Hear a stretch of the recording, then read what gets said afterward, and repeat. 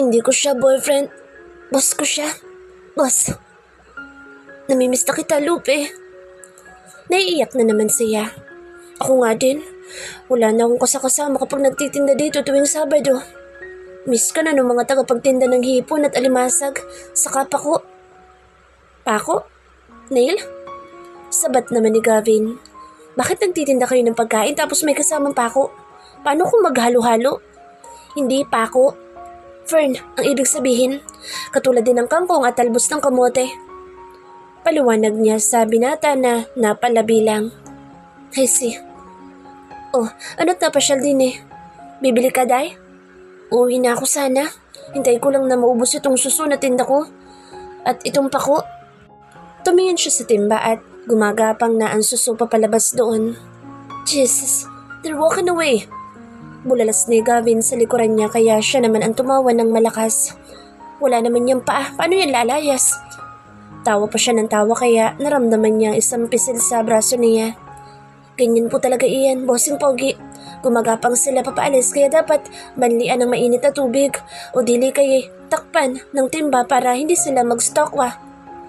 Paliwanag naman ni Lupe kaya lalo na siyang natawa pero napaihi siya ng konti sa panty. Nangya, bakit pa simula na magbuntis siya hindi niya makontrol ang pantog niya at ilang beses na siyang inaabot ng ihi noong mga nakaraang araw. Bilhin mo na lahat. Bulong na ulit ni Emily kay Gavin. Napaihi na ako sa panty. Ano? Natanggal nito ang sunglass nang wala sa oras at yumukod para silipin ang binti niya. Bumuhos ba? Umiling siya. Hindi naman, kaunti lang. Kaya lang hindi ko mapipigil kapag natawa pa ako ulit. Baka mag-ihi na talaga ako. God, kung makahagiki ka kasi, para kang dinidilaan dyan. Abot, bastos ang buwisit. Umirap na lang siya at itinago ang pamumula ng mukha. How many kilos do you need? Tanong ni Gavin habang kinukuha ang pitakas sa bulsa. Can I use my Mastercard here? Seryosong tanong nito sa kanya kaya mas gulat pa siya sa gulat. Anong Mastercard? Palengke ito hindi restaurant. Saan niya nasuswipe ni Lupe? Sa biyak ng puwet niya? Kinagat nito ng marinang labi at parang nagtitimpi na huwag sumabog na naman ng tawa. Kanina ka pa. Hindi ka marunong tumupad sa usapan. I am trying my best to keep my words but you aren't doing the same. Malay ko ba na hindi dito pwede yun? I only have here 2,000. Nito na parang pakiramdam ay kulang pa iyon. Akin na, utangin ko na lang ang iba kay Lupe. Sabay kindat niya sa kaibigan na humagikik lang naman. How much will be the balance, Miss Lupe? Tanong nito kay Lupe na ngumanga naman. Huwag mo Englishin, Tagalogin mo. Magkano lahat ng balanse? Ulit naman ni Gavin kaya siya naman ang lihim na natawa. Napakamit si Lupe at tumingin sa kanya. 20 pesos ang 5 piraso ng suso. Ang pako naman ay 10 isang dahon. Sambot niya sabay kindat ulit kasi mukhang mas matapat pa si Lupe kaysa Santo Papa. Mukhang aamin pa na 20 lang isang tabo ng suso at 10 piso lang isang bungkus ng pako. Gusto niya kasi magkapera si Lupe para makauwi na, kaya dadayain na niya sa Gavin. Mayaman naman kaya okay lang, saka buntis naman siya. Kulang pa yun na bayad sa pagsuka niya kanina nang magising siya. Isang dahon? Gimbal na tanong ng binata. It's so expensive. It's just a grass. Sige, papakainin ko na lang sa baby ng Carabao grass sa bahay. Pasimpleng bulong naman niya kaya nalukot na naman ng husto ang mukha nito. That means wala na sukli. Tapos may utang pa ako. Pababalikan ko na lang kay Greg mamaya. Payag na rin ito. Bukas na kasi uuwi na si Lupe. Ibibigay na lang daw niya ng 3,500 lahat. 3,500? Bulalas na Lupe kaya pakindat-kindat siya sa babae. Then, he'll send 1,500 tomorrow. Tell her to put it on her list, and Greg will send the payment. Yes, bossing. Saludo niya kay Gavin na nailing lang naman at saka siya hinila sa bewang. Napakislot siya nang bumundol ang gulugod niya sa pamilyar na bukol na iyon sa likod ng zipper ng pantalon ni Gavin. Pero hindi niya pinansin lalo na nang singgutin nito ang tuktok ng ulo niya. Nakanganga si Lupe at parang nagtataka pa pero pinitit niyang ilong ng babae. Aray naman. Angal noon ng magulat. Oh, etong 2,000. Bukas, may 1,500 pa at tapos magpapadala ko ng 3,000 kay Kuya Greg. Ibili mo ng gatas, yung dalawang inaanak ko ha, at saka ng masarap na ulam. Bilin niya rito. Ngumiti iyon na parang naiiyak pa tapos parang ayaw tanggapin ng pera. Ako na bahala. Ako na magsasabi mamaya. Kunin mo na bago pa kita ibitay. Pinandilatan niya iyon na tumawa naman habang tinatanggap ang pera. Salamat, Emily. Salamat po, bossing pogi.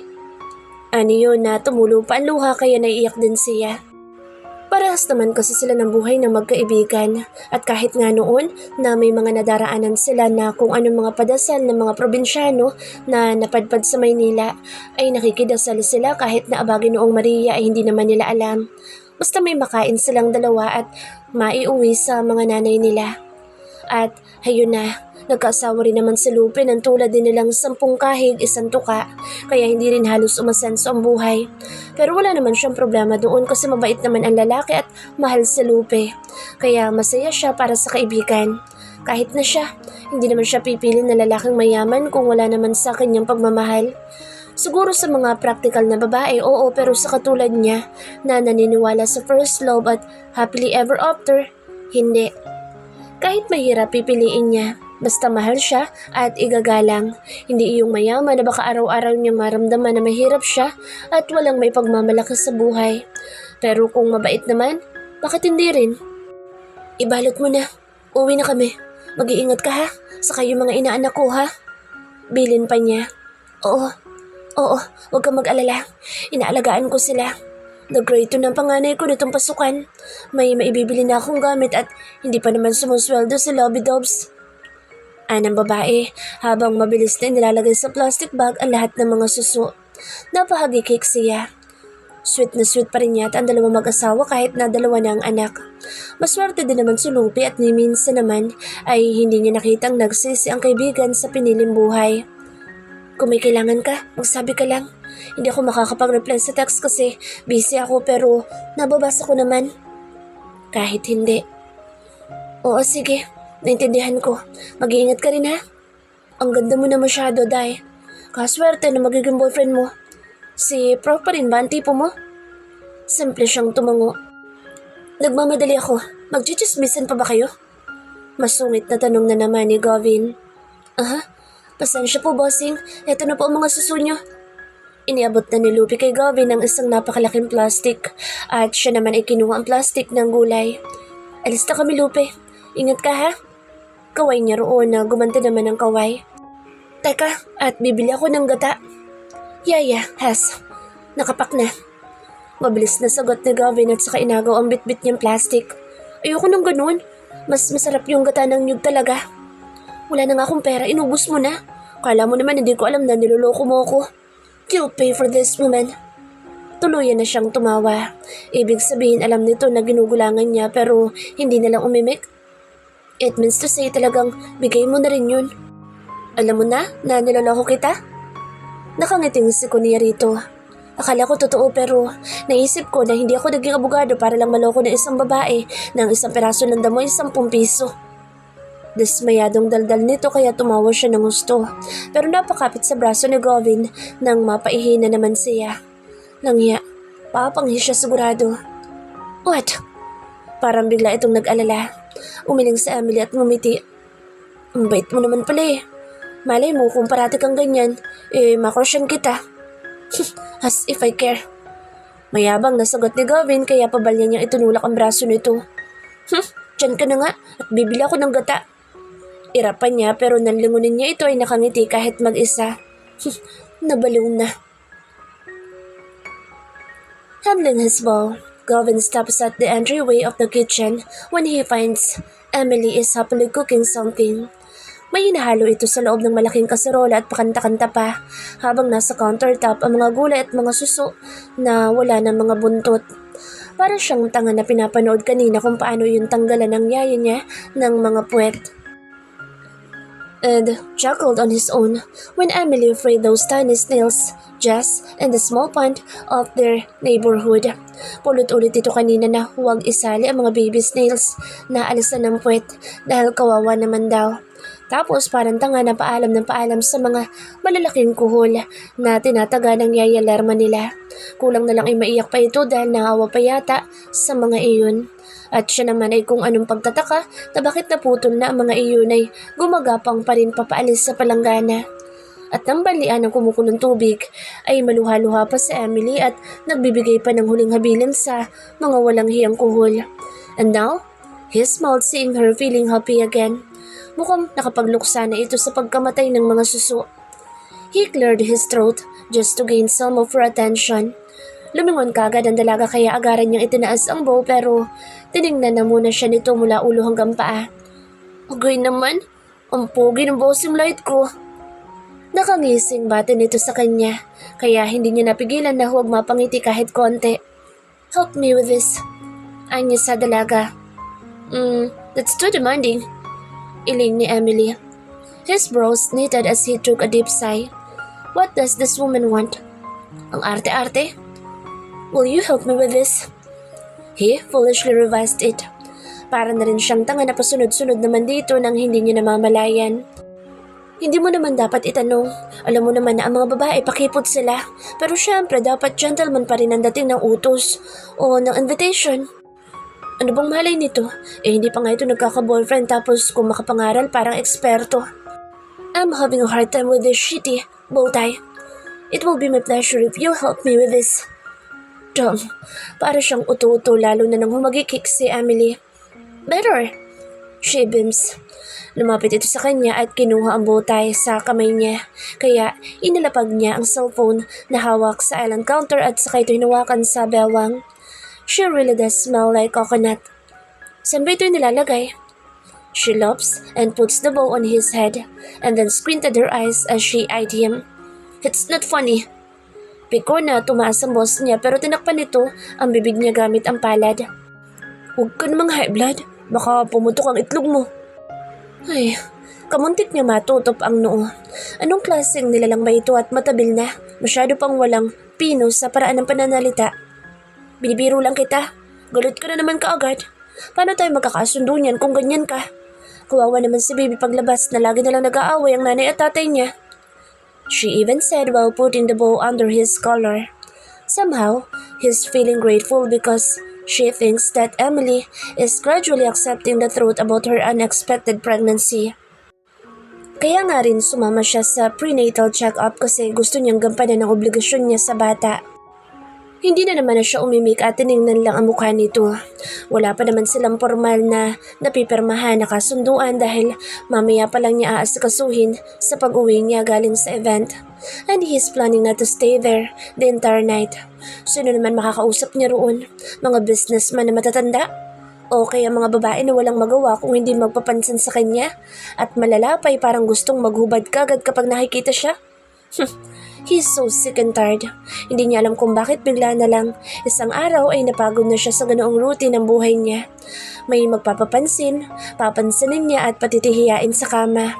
Kinaumagahan, lalayasan niya o matapos ang ilang oras. Dati-rati nga pagkasuot niya ng slacks, diretso ka agad sa pitaka niya 5 pakete ng kondom. Pero ngayon, bakit hindi niya naisip na maglagay? He's almost forgetting his playful appearance with the opposite sex. Since Emily came, lahat ng condom niya nasa drawer na ng bedside table nakalagay at inihahanda para rito. And since he had become aware about her pregnancy, he's planning not to use any protection at all. He wants her like the first time, bold and raw. No thin rubber to separate their bodies at all. Is it true that he's not just sexually attached with this woman? And what will happen to him anyway? Well, she's just so very friendly, but she's in love with somebody else. Hindi ba doon palang talunan na naman siya? He's aiming to gain a woman's attention who's being owned by another man. That's quite stealing but legally not. Crap. Emily's not even committed to that lousy professor. Not married and not even a legal fiancé. Mabait ito sa kanya kahit na madalas siyang utuin at asarin. Mabilis naman na magpatawad at kahit na palagi niyang sinasaktan at pinaiiyak, iniimikan pa rin naman siya pagkatapos. And realizing how good she is, hits his emotions. Yan, tapos na. Ngumiti pa ito at inayos-ayos pa ang kwelyo niya, saka siya pinanggigilan sa 2 pisngi. Ang pangit-pangit mo. Kurot ng dalaga sa kanya at hinila niya ito sa balakang. She stops from giggling when he slid his hands inside her dress and begins to caress her thighs. Napatikim ito nang wala sa oras at lumunok ng laway. Saan yan? He swans down and snips her neck. I am horny. It always happens whenever she's around, or even just a single thought of Emily makes him feel the same. I always am, he adds. Baka kung isasama niya ito sa event na iyon ay wala siyang gawin kung hindi hipuan na lang ito sa ilalim ng mesa. Matutulog yung gata. Diyan ka na. Anang dalaga saka mabilis na umalis sa harap niya at binalikan ng niluluto. He stared at her for a brief while before he turned his back to get his key. Emily looked back when she heard footsteps. Gavin looked so very handsome tonight. Mabango at tama ang nanay niya na sobrang linis tingnan. Malamang na maghahakot ito ng babae doon sa event na iyon at kung anong sama na loob niya na kahit na ba pabalat bunga man lang ay hindi siya niyaya. Bakit ka naman niya yayayain? Tingnan mo ang itsura mo. Ang dungis mo at amoy bawang at sibuyas. Ang mga babae roon amoy mamahaling pabungot kumikinang ang mga leeg sa suot ng mga alahas. Ikaw, anong alasang meron ka? Isang gintong hikaw na simula pagkabata ay suot na niya at naiwan ng kaisa-isang alaala ng amay niya na pinagsumikapan daw na bilhin noong unang birthday niya. At kahit na wala siyang diamond o kung ano pa man, hindi niya pagpapalit ang hikaw na suot niya dahil mas importante iyon kaysa sa pinakamahal na brilyante pa. Bakit nga ba siya nag-aasam na sumama doon? Wala naman siyang kahilig-hilig sa mga ganoong event. Hindi siguro siya sa event interesado kung hindi sa oras na makakasama niya si Gavin. Langya, siya na yata ang nagkaka-crush sa mayabang na light na iyon. Ayoko, hindi kami bagay. Hindi siya marunong magmahal at ubod ng babaero niya. Mahilig siya sa sex at nakakatuwa siyang kasama. Para siyang tanga ng umiti. Masarap pala kasi itong kasama kahit na parang hindi marunong umiti at madalas ay masungit. She never had a dull moment while they're inside that wet market, and she's looking forward for more moments like that. Nagpatuloy siya sa paghalo nang mawala ang binata sa may hagdan. Hindi siya nito maaalala doon kaya kakain na lang siya buong magdamag o kay matutulog. Parang sumama na naman ang loob niya nang maalala kanina na ayaw siya nitong pakuhanan ng litrato sa photographer. Tapos hindi siya inalok na i-date ngayong gabi. Hindi naman kasi siya kabagay-bagay na i-date talaga. At saka malang siya nito palaging i-date kasi doon siya bagay. Kasi galing siya sa club. Ano ba Emily? Huwag kang tanga. Gising niya sa sarili. Pumihit siya at dinampot ang lalagyan ng mga suso. Pero nakita niya na umiilaw ang cellphone ni Gavin sa countertop. Napalunok siya at hindi na sana intensyon na tingnan kasi ang bilan sa kanya ay huwag niyang pakikialaman. Kasi nga marami yatang babaeng tumatawag. Kaya lang natukso siya at iaabot na rin niya at baka makalimutan. She lifted it and the unregistered number already stopped from calling. Kilala niya ang buntot ng numero na iyon, ang babaeng nasa bar. At maya-maya pa nga ay may pumasok na message sa notification. Hindi yata nakahide kaya nakikita ka agad. I'll be in the event too. I'll call you dark and I wanna have a ride again. Just like the old days in UK.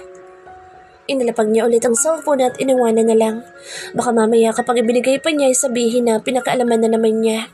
At kung bakit naman ang sama na loob niya na itinuloy na lang ang pagluluto. Nung una, ang lakas na loob niyang kanselahin ang tawag ng babae na iyon at patayan ang cellphone. Pero nawala ang tapang na iyon nang sitahin siya ni Gavin. Ano nga ba naman ang karapatan niya? Saka bakit naman niya pipigilan ang kababalaghan ng dalawa? Is my phone there? Tanong na nga ni Gavin nang biglang pumasok sa kusina. Ha? Ewan ko. Saan mo ba nilagay? Baka sabihin mo ninakaw ko. Deny naman niya na kunwari hindi niya nakita. Sa sulok ng mga mata niya ay nakita niyang dinampot na nito ang cellphone mula sa mesa at binasa ang message. He has no facial expression, no gladness, neither disgust.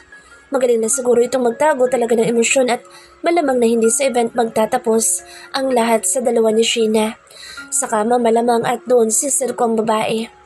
Emily withdraw his eyes when Gavin moves.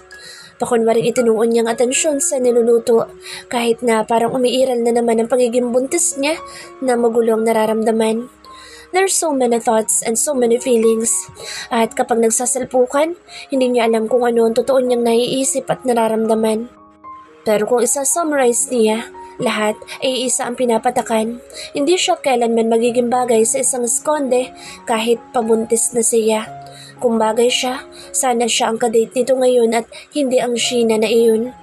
Kukurap-kurap siya nang uminit ang sulok ng mga mata hanggang sa may tuminding sa likod niya at walang pakundangan na sinabunutan ng buhok niyang nakabon at pinihit ang mukha niya. Hindi siya nakahuma ng halik ang sumalubong sa kanya, and when it ended, a soft peck on her forehead followed right after.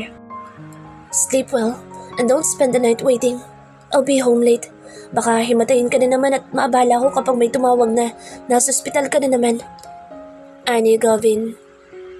Oo, ayaw maabala kung nilalabasan na sa kama. Marahan siyang tumango. Bakit kita hihintayin? Kung may hihintayin man ako sa'yo, 500,000 ko. Kaya mag-ingat ka kasi baka malugi ako kapag napahamak ka at hindi ka nakauwi na maayos. Umiwas siya at kinuha ang takip ng kaserola. Alis!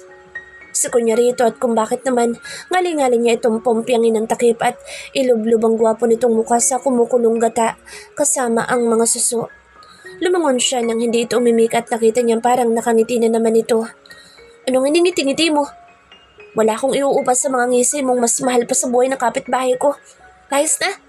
Mag-ingat ka. Ayokong mawala ng pera. Mukha ka sa akong pera. Tsupi! Pagtataboy niya pero naman ang sama-sama ng kalooban niya. Wala itong imik na tumalikod matapos siyang titigan sa mata. Ayaw niya sanang lumingon kaya lang parang bali ang laag niya na kusang pumihit at eksakto naman na lumingon din sa Gavin. He smiled at her and that had almost dropped her panties. Nawakan niyang garter kasi baka malaglag. Mahirap na ang mapaboreless siya nang wala sa oras. Gavin looked around. Nothing's new. Bright lights, elegant table settings, expensive utensils, and beautiful designs. What is he even expecting on an event like that? The fact that he came alone and that even his dad is on his side makes him a loner tonight. Emily's right. Money can't buy happiness. He has a lot of it, but he's not happy in that very moment. That event is dull and lifeless. 3 segundo lang ay nakatutok na sa kanya ang mga kamera at walang humpay ang pagkuha sa kanya ng litrato. Bilang sa daliri ang mga ganoong pagkakataon kaya sa oras na masilip ang anino niya sa entrance ng hall, para mga langgam na nag-iipon-ipon ng mga cameraman sa harap niya. Kasi baka susunod na taon o dekada na naman ang kasunod noon. Bilis! Ako umalis! Hotshot yan! Bebenta magazine malamang! Nagmamadaling tulak na isang babae sa kasamahan ng cameraman at sa gulat niya ay may bigla na lang na yumakap sa braso niya at kinabig ang ulo niya para halikan siya sa labi. Umigting ang panga niya nang mapagsino ang babae. Will he expect for somebody else? It's Sheena Miranda. Guess what? I was endorsed by my father and now I am one of the legal counsel in your prestigious company. Bulong nito matapos siyang halikan. Who hired you? Tanong niya rito.